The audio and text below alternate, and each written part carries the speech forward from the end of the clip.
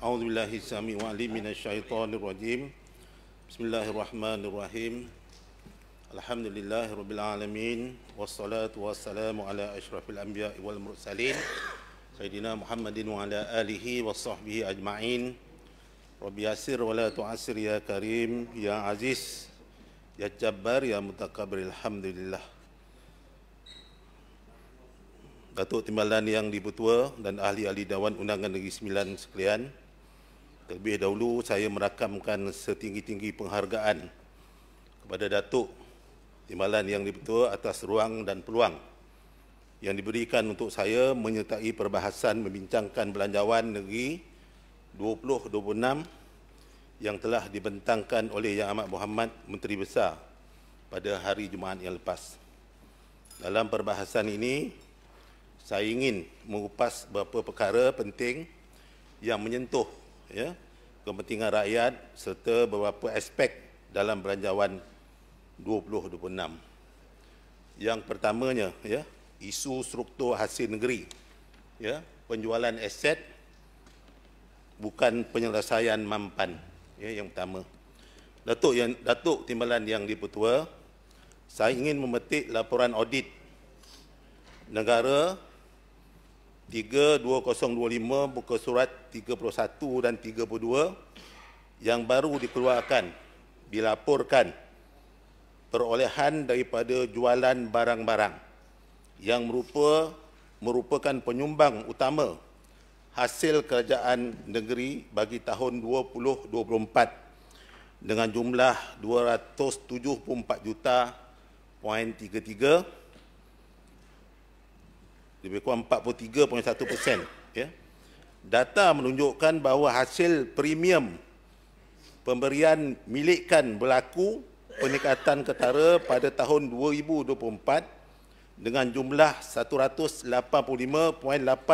juta berbanding 140.08 juta pada tahun 2023 dengan perubahan sejumlah 45.75 juta, lebih kurang 32% penambahan.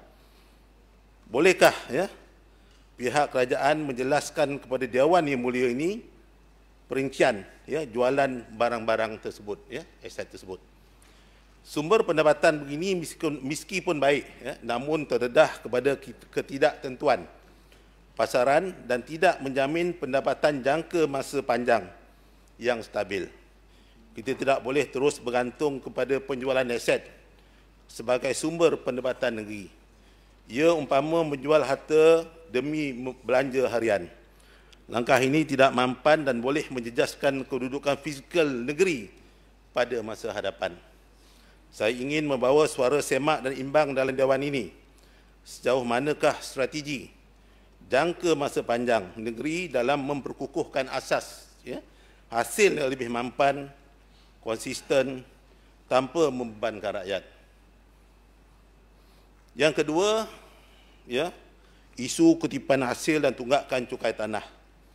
Berdasarkan laporan audit negara 2025 muka surat 12 berkaitan tunggakan cukai tanah di Negeri Sembilan, terdapat beberapa dapatan penting yang wajar diberi perhatian serius oleh pihak kerajaan negeri. Pertamanya, dari segi jumlah tunggakan mengikut daerah, Seremban kekal mencatat tunggakan tertinggi, meningkat daripada 56.88 juta pada tahun 2023 kepada 58.16 juta pada tahun 2024. Peningkatan sebanyak 1.28 juta atau 2.3%. Maknanya Seremban tunggakan ini cukup besar, 58 juta. Keduanya, jika kita lihat pada pola tunggakan ikon belum terima cukai tanah mengikut tempoh, kita mendapati bahawa tunggakan lebih 10 tahun yang membimbang ini telah mencecah 32 juta. Ini menunjukkan wujudnya kes-kes lama yang berlarutan tanpa penyelesaian yang memerlukan tindakan lebih tegas serta pendekatan pemutihan atau penyelesaian berstruktur. Kenapa perkara ini boleh berlaku? Ini dalam laporan audit baru-baru ini. Keseluruhannya saya ingin menegaskan bahawa kerajaan negeri perlu memperkukuhkan penguatkuasaan, memperkemaskan mekanisme kutipan, memperkukuhkan tindakan pemulihan, tunggakan serta meningkatkan kesedaran masyarakat mengenai kepentingan pembayaran cukai tanah sebagai sumber hasil negeri bagi memastikan kadar kutipan dapat dipertingkatkan. Hasil ini amat penting bagi membolehkan kerajaan terus menyediakan infrastruktur, perkhidmatan dan pembangunan yang memberi manfaat kepada rakyat. Datuk Yang di-Pertua, ya. Isu yang ketiga ialah ke arah sekolah selamat. Datuk Yang di-Pertua, izinkan saya memulakan dengan membangkitkan satu insiden yang amat mendukacitakan di kawasan Datuk Timbalan Yang Bertua dan menyayat hati yang berlaku baru ini di salah sebuah sekolah dalam negeri kita. Pada 27 September 2025, seorang murid lelaki berusia 9 tahun di sebuah sekolah rendah di Lengging, mana Dun Yang di-Pertua, Timbalan Yang Bertua, telah menghembuskan nafas terakhir selepas terjatuh dalam saluran kumbahan di dalam kawasan sekolah. Tragedi ini telah menimbulkan kegusaran, malah mengetuk sanubari masyarakat kerana ia berlaku di institusi yang sepatutnya menjadi tempat paling selamat dan dilindungi bagi anak-anak kita, iaitu tempat di mana ibu bapa dan penjaga meletakkan sepenuh kepercayaan untuk menyerahkan anak-anak mereka demi masa depan yang cerah. Ini bukan kali pertama dikejutkan kehilangan pelajar di sekolah. Februari 2018 di daerah Gemas contohnya, kita juga pernah dikemparkan dengan berita seorang pelajar maut setelah kepalanya terkena bilah mesin pemotong rumput semasa aktiviti sukan di padang sekolah. Insiden malang yang berulang seumpama ini merupakan satu petanda jelas bahawa wujud kelemahan kritikal dari aspek pengurusan risiko, kawalan keselamatan dan juga penyelenggaraan fasiliti di beberapa institusi pendidikan kita. Sebagaimana dinyatakan oleh Esko semalam, ada 2 kematian untuk tahun ini, satu di Taman Tunku Japa sekolah rendah dan juga di Lengging. Tunku Japa itu berkenaan dengan buli, tapi di Lengging berkenaan dengan keselamatan. Saya ingin menekankan di sini, Datuk Timbalan Yang di-Pertua, bahawa saya bukan bertujuan untuk mengungkit atau sekadar mengkritik. Sebaliknya, saya ingin menarik perhatian semua ahli dewan yang dihormati akan turut sama cakna dan prihatin terhadap isu sebegini yang nyata dan jelas, menunjukkan bahawa masih terdapat ruang yang luas untuk penambahbaikan dalam beberapa aspek seperti pemeriksaan tempat kerja yang lebih kerap, prosedur kerja selamat, SOP, komunikasi dan penyeliaan yang efektif semasa sebarang aktiviti dijalankan. Yang keempat, kualiti perkhidmatan penyelenggaraan aset dan fasiliti sekolah. Datuk Yang di-Pertua, kita perlu muafakat dalam usaha untuk mengelakkan nama baik negeri kita yang kita cintai ini daripada tercemar dengan peristiwa-peristiwa menyedihkan yang sebenarnya boleh dicegah. Kalau dalam kesempatan ini boleh dicegah. Kita jadikan setiap insiden lalu sebagai pengajaran pahit untuk membina sistem dan persekitaran yang baik, lebih selamat untuk generasi masa depan di Negeri Sembilan. Saya ingin mengajak semua ahli yang berhormat untuk merujuk Seksyen 15 dan juga Seksyen 17 Akta Keselamatan Kesihatan Pekerjaan 1994, Akta yang ke-514, pindaan 2022, dan telah diwartakan pada 1 Jun 2024. Akta ini menegaskan tanggungjawab majikan yang dalam konteks ini adalah pihak pengurusan, mungkin Jabatan Pelajaran ataupun Kementerian Pelajaran, untuk memastikan keselamatan, kesihatan dan kebajikan bukan sahaja kepada pekerjanya, malah kepada mana-mana orang yang berada di premis berkenaan. Ini kata kegagalan mematuhi tanggungjawab ini memboleh membawa kepada tindakan undang-undang berat, termasuk denda tidak melebihi RM500,000, hukum penjara 2 tahun atau kedua-duanya sekali. Ini akta yang telah kita luluskan pindaan 2022. Datuk Yang Dipertua, sudah tiba masanya untuk kita memberi tumpuan serius kepada aspek pemantauan dan pencegahan secara proaktif agar insiden yang menyayatkan hati seperti ini tidak berulang lagi. Saya ingin menegaskan bahawa pihak kerajaan perlu komited dalam memastikan pelantikan penyeras keselamatan dan kesihatan pekerjaan OSH Coordinator atau pegawai keselamatan dan kesihatan diwujudkan di setiap agensi kerajaan, terutama kepada institusi pendidikan, selaras dengan tuntutan Akta Keselamatan Kesihatan Pekerjaan Pindaan 2022 di bawah Seksyen 29A. Mereka ini akan membantu menasihati pengurusan atasan di institusi untuk mengambil langkah-langkah yang wajar dalam membentuk sistem keselamatan dan kesihatan dalam sekolah, menyeras mesyuarat keselamatan, mengenapasti risiko, mengawal risiko dan menjalankan siasatan dalaman bagi setiap insiden buruk yang berlaku akan dapat ditangani dengan terus ditangani dari terus berulang. Saya percaya dengan usaha ini setiap agensi akan lebih cakna dan komited dalam memenuhi tuntutan isu keselamatan, kesihatan, pekerjaan. Pelaksanaan ini bukan pilihan. Ini bukan pilihan, tetapi ini adalah tanggungjawab undang-undang yang mesti dipatuhi demi keselamatan sekolah dan seluruh komuniti yang terlibat. Kalau kita tak patuhi, tindakan boleh diambil oleh Jabatan Keselamatan Kesihatan Pekerjaan. Datuk Yang Dipertua, berikutan tragedi ini, saya mewakili rakyat ingin bertanya kepada pihak kerajaan. Adakah kerajaan negeri mempunyai data lengkap bilangan sekolah di Negeri Sembilan yang telah melantik penyeras keselamatan kesihatan pekerjaan, OSH Coordinator? Ini wajib ni sebenarnya. Kerana pihak Jabatan Keselamatan Pekerjaan dah buat promosi daripada tahun 2019, saya dimaklumkan.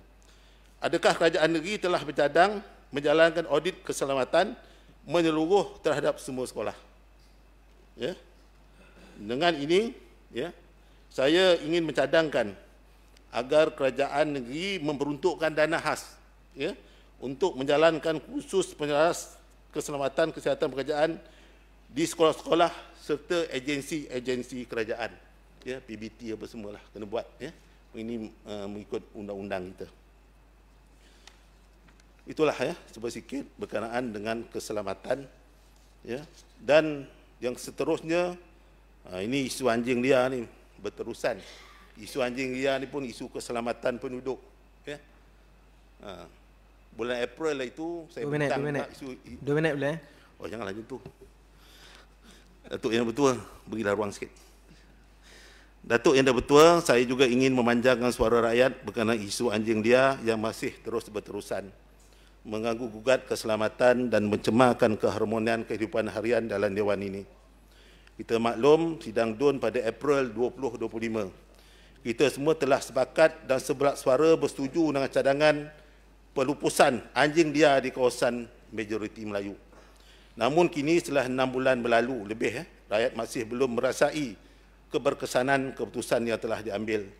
Hakikatnya kita dapat menyaksikan sendiri kehadiran kumpulan-kumpulan anjing liar yang terus berkeliaran secara terbuka, malah hidup secara berkumpulan di berbagai lokasi. Situasi ini jelas mengundang rasa tidak selesa dan kebimbangan terhadap isu keselamatan penduduk, terutamanya kanak-kanak dan warga emas. Saya sendiri masih menerima aduan daripada rakyat yang melaporkan kejadian mereka dikejar, diserang dan ada yang hampir digigit oleh anjing liar. Dan ada juga laporan haiwan pemeliharaan yang mati digigit oleh anjing liar. Kejadian ini berlaku meluas, contohnya di DUN saya, Taman Bandar Senawang, Taman Bandar Haid, Taman Pinggiran Senawang, Taman Senawang Perdana, Taman Tuanku Japar dan ada beberapa lagi. Sebagai wakil rakyat yang sah, saya tidak hanya mendengar. Saya sendiri telah mengukakan beberapa aduan rasmi melalui saluran SISPA dan berhubung terus pada SU Majlis Bandaraya Seremban, mewakili kebimbangan masyarakat DUN saya. Namun sehingga hari ini penyelesaian yang tuntas masih belum kelihatan. Justru itu saya mohon pihak kerajaan berkongsi maklumat pelaksanaan keputusan seperti berapa ekor anjing liar telah dilupuskan sejak April lalu dan di lokasi mana. Dan selain SISPA, apa lagi mekanisme atau saluran aduan untuk rakyat boleh adukan perkara ini untuk mendapat perhatian dan tindakan pantas pihak berkuasa. Kami ada membangkang tak boleh masuk dalam mesyuarat MBS, Majlis Bandaraya Seremban. Kalau ada ruang, saya nak masuk untuk nak membantu MBS menyelesaikan masalah ini. Itu rayuan saya lah pada pihak kerajaan. Dan seterusnya, isu yang seterusnya adalah isu papan tanda SPD Tag Valley. Ini kalau kita pergi ke Rembau, daripada Seremban, kita tengok bukit yang digondolkan sebagaimana yang dinyatakan oleh YB Rantau. Ya. Sekali lagi, saya ingin membangkitkan isu papan tanda luar SPD Tag Valley. Isu yang pernah saya sentuh dalam perbahasan dahulu, jika kita memiliki satu peraturan yang jelas, Undang-Undang Kecil Iklan Majlis Pembandaran Seremban 1980 yang telah berkuat kuasa sejak 1 Januari 1981. Saya telah melawat lokasi berkenaan, tapi yang diubah hanya billboard utama. Ya, tidak ada papan tanda lain. Undang-undang ini jelas mewajibkan penggunaan bahasa Malaysia dalam mana-mana iklan berbentuk papan tanda, poster atau tanda arah yang dipamerkan kepada umum. Saya ingin tegaskan di sini, undang-undang sedia ada mesti ditegakkan tanpa kompromi. Janganlah kita normalisasikan ya, pelanggaran oleh entiti korporat besar atau taikun-taikun atas nama pelaburan atau pembangunan. Ketegasan kerajaan dalam perkara ini bukan sahaja mencerminkan kedaulatan bahasa kebangsaan kita, tetapi juga maruah pentadbiran bertamadun dan berprinsip. Ya, contohnya, berpuluh bahasa Inggeris, bahasa Cina. Tak ada bahasa Malaysia. Ya, ini benda yang cukup, saya rasa tak terpatutlah. Dah ditegur dalam sidang Dewan yang lepas. Masih lagi berterusan buat. Ya. Yang keenam ialah isu peruntukan adun pembangkang. Tuntutan yang adil, tapi bukan simpati. Ya. Datuk Yang Dipertua, saya ingin menarik perhatian Dewan ini pada satu penemuan dalam laporan Ketua Audit Negara bilangan 3/2025, ya, muka surat 41, jadual 19, iaitu berkenaan akaun amanah dana khas Menteri Besar yang masih mencatat baki 15.06 juta pada tahun 2024. Ini dalam laporan audit. Tak digunakan 15, ya. Menurut laporan tersebut, antara sebab utama baki tersebut tidak dibelanjakan adalah kerana kurangnya permohonan sumbangan daripada individu atau pihak yang disenaraikan dalam arahan amanah tersebut. Ya, kalau kita tengok dalam bajet kita, ya, 2026 bajet kita 56 juta. Landing tu, Rahmat. Sekejap, ya. 2025 45 juta. 2024 bajet dia 33.73 juta. Minta pencerahan. Mohon pencerahan Yang Berhormat. Baru boleh? Boleh.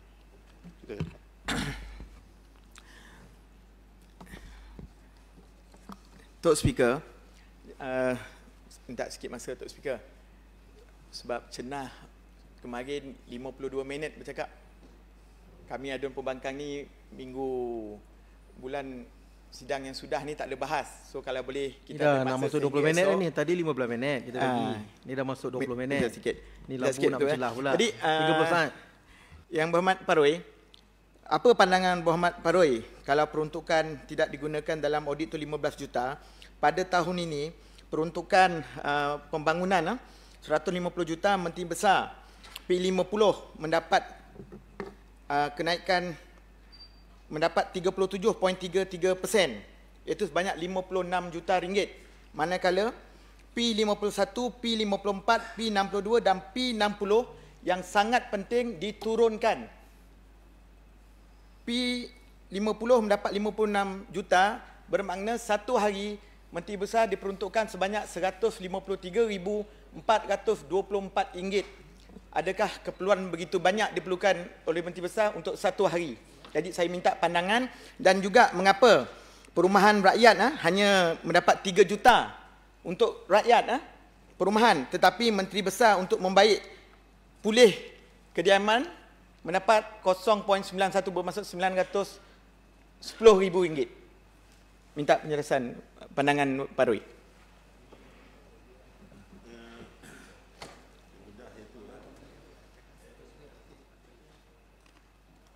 Okey, saya berpandangan mudah saja. Saya ambil kata-kata daripada Gantau. Ya, maknanya kita buat bajet berimbang. Maknanya sebagaimana yang nyatakan, maknanya kalau Gantau dia boleh peruntukkan masa zaman dia 5 juta aja. Tapi kita bagilah ya, daripada 56 tu kita tolak 30, maknanya kita punya bajet berimbang lah. Itu lebih baik daripada kita defisit, bajet defisit lah. Itu pandangan dan saya rasa itulah yang terbaik untuk kebaikan negeri. Dan jika saya memberi cadangan, jika benar ya permintaan kurang, ya, ini saya nak landing ni. Sebagaimana nyatakan tadi 15 juta tak pakai 2024 ni audit. 15 juta tak pakai. Ya.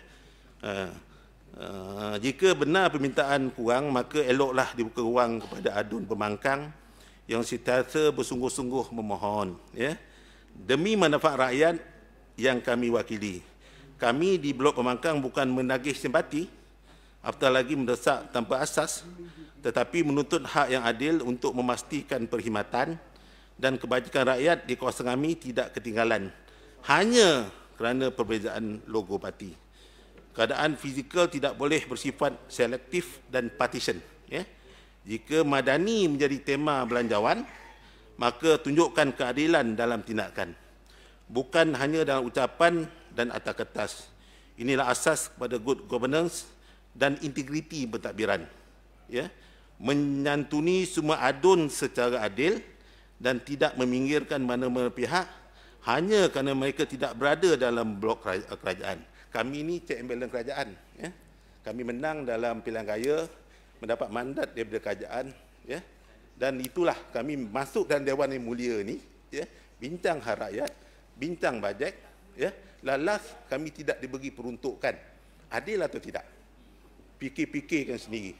Dan saya terpaksa sekali lagi menyatakan pada 25 Mei 2018 dalam berita harian, saya ingat lagi kata-kata landing Rahmat. Ya, landing terus, habis terus landing.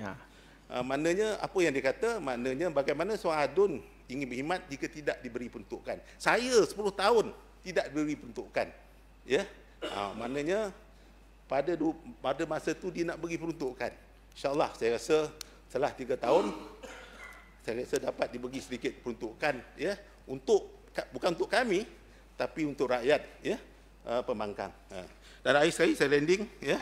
Saya ingin mengambil kesempatan ini untuk merakamkan penghargaan setulus-tulusnya kepada Datuk Haji Muhammad Hidir bin Majid. Ya, dia orang USA ni, Hulu Spogi area. Sama-sama satu kampung ni. Atas khidmat beliau sebagai pegawai kewangan Negeri Sembilan selama tempoh 2018 hingga 2025. Ya, prestasi pentadbiran kewangan negeri yang stabil, pengurusan aset dan hasil yang terkawal seperti laporan kebelanjawan dan perbandaraan antaranya adalah termasuk jasa beliau. Kini saya mengucapkan tahniah dan harapan tinggi pada Datuk Masri bin Haji Ghazali, orang gambar orang ni, yang telah dilantik sebagai pegawai kewangan negeri yang baru, ya, bermula 7 Mei 2025. Dulu Datuk Bandar, tapi isu anjing, isu apa tak selesai tu, kena Datuk Bandar baru pula yang ambil alih. Tapi mengucap terima kasih, ya, kepada Datuk Bandar baru dan juga isu MBS, ya, yang saya tengok begitu bekerja keras, ya, untuk menyelesaikan masalah tersebut. Sebagai dengan semangat, integriti dan ketegasan beliau, kita dapat melihat, ya, kesinambungan pengurusan kewangan yang cekap sekaligus mempercepatkan pelaksanaan janji-janji pembangunan dan perkhidmatan kepada rakyat yang masih tangguh.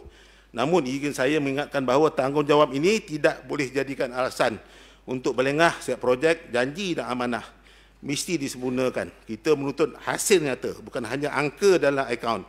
Saya juga ingin mengambil kesempatan ini untuk mengucapkan ribuan terima kasih, ya, kepada penjawab awam kepada penjawab awam Kerajaan Negeri Sembilan. Beri tepukan sikit. Tak ada yang tepuk penjawab awam ni, kesian dia. Tapi ini dah banyak, dah lama saya bagi ni. Teruslah. Dan persekutuan yang berkhidmat di Negeri Sembilan atas khidmat bakti mereka. Oleh itu jika ada lebihan, ya, bolehlah saya cadangkan, ya, agar pihak kerajaan negeri memberi bantuan khas kewangan kepada penjawat awam persekutuan yang berkhidmat di Negeri Sembilan. Boleh ya?